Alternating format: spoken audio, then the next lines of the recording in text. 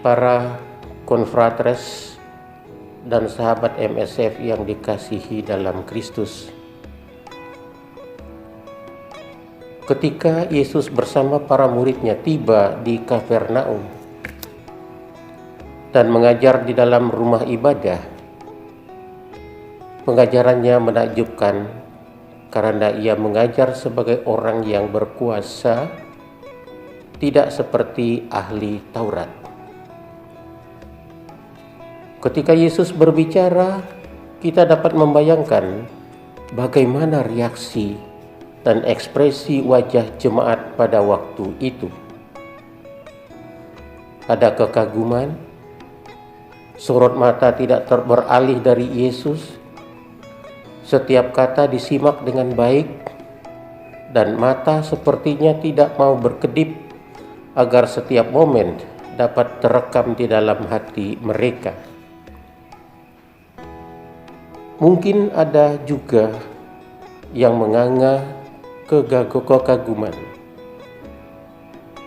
Tidak diungkapkan apa yang dikhotbahkan oleh Yesus, tetapi kita bisa menafsirkan bahwa ia berbicara mengenai keseharian hidup mereka dan perlu mendapat perhatian.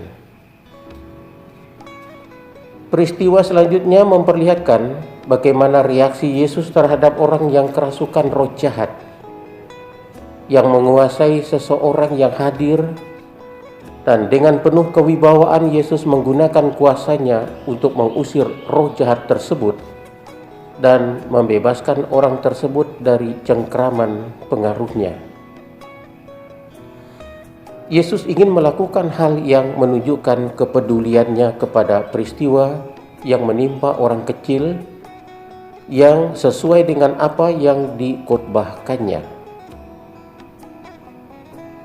Yesus menunjukkan kekuasaan dan kewibawaannya yang muncul dari kebenaran, dan ini membuat orang terpana dan penuh dengan kekaguman sehingga menjadi pembicaraan luas di dalam masyarakat.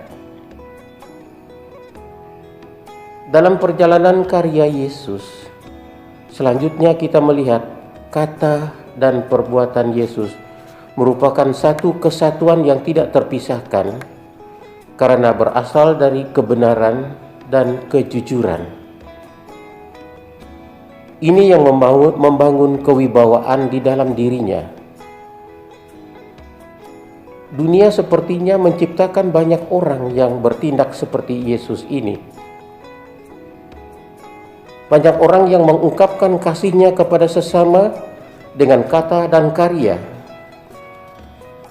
Mereka tampil dengan berbicara yang penuh wibawa, tidak menonjolkan diri, tidak melemparkan janji kosong, tidak menyombongkan diri, tidak berbicara muluk-muluk, tidak mengukir kata-kata indah yang kosong, dan sederet panjang kata-kata yang penuh wibawa. Ini membuat penampilannya dan omongannya diperhatikan dan berpenampilan penuh kewibawaan, dan di mana-mana dihormati karena ungkapan dari kebenaran. Dewasa ini banyak pidato yang indah, diucapkan sebagai seorang orator yang hebat, tetapi tidak disertai dengan kebenaran, kejujuran di dalam pengungkapannya.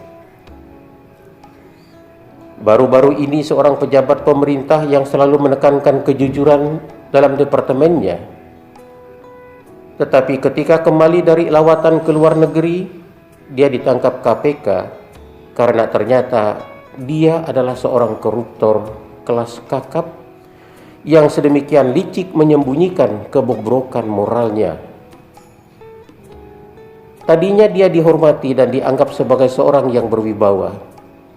Kata dan karya tidak berjalan seiring, tetapi berlawanan.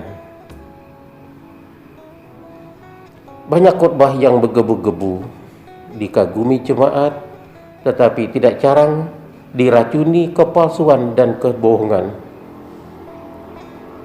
Dengan penuh semangat menuntut agar kasih diterapkan dalam keseharian.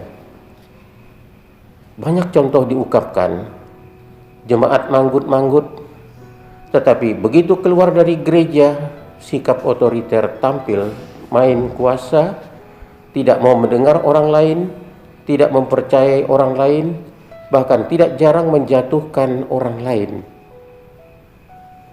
Tidak ada hati untuk memperhatikan orang kecil, keperluan gereja. Yang penting saya adalah penguasa yang hebat. Maka sering terjadi bahwa sulit dipercayai dan kata-kata sulit dipegang sebagai kebenaran. Hal yang sama terjadi di dalam gereja, sebagai umat Allah, di dalam keluarga, dalam relasi dengan sesama. Kita banyak mengobral kata-kata indah dan menjanjikan, kata-kata berwarna-warni sedap didengar, tetapi hampa wibawa karena tidak berlandaskan kebenaran. Yesus memberikan contoh yang gemilang.